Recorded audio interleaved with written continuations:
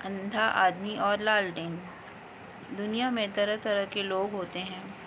कुछ तो ऐसे होते हैं जो स्वयं की कमज़ोरियों को नज़रअंदाज कर जाते हैं, किंतु दूसरों की कमज़ोरियों पर उपहास करने सदा तत्पर रहते हैं।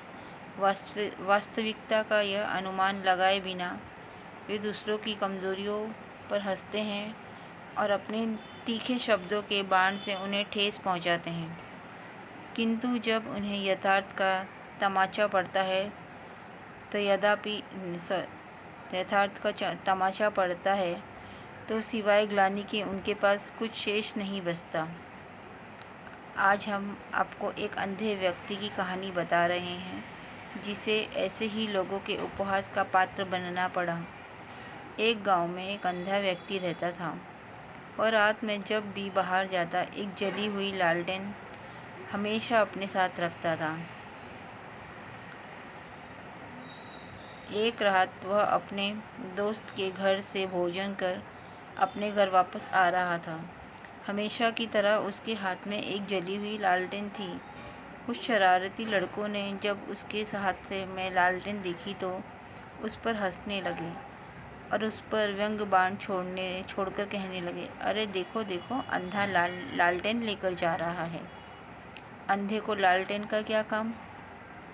उनकी बात सुनकर अंधा व्यक्ति ठिठक गया और नम्रता से बोला, सही कहते हो भैया, मैं तो अंधा हूँ, देख नहीं सकता। मेरी दुनिया में तो सदा से अंधेरा रहा है। मुझे लालटेन का क्या काम। मेरी आदत तो अंधेरे में ही जीने की है, लेकिन आप जैसे आँखों वाले लोगों को तो अंधेरे में जीने की आदत नहीं होती। आप लोगों को अंधेरे में देखने में समस्या हो सकती है। कहीं आप जैसे लोग मुझे अंधेरे में देख ना पाएँ और धक्का दे दें तो मुझ बेचारे का क्या होगा। इसीलिए ये लालटेन आप जैसे लोगों के लिए लेकर चलता हूँ, ताकि अंधेरे में आप लोग मुझे अंधे को धक्का ना दें।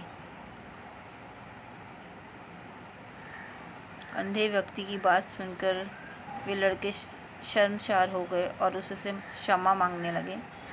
उन्होंने प्रण किया कि भविष्य में बिना सोचे समझे किसी से कुछ नहीं कहेंगे।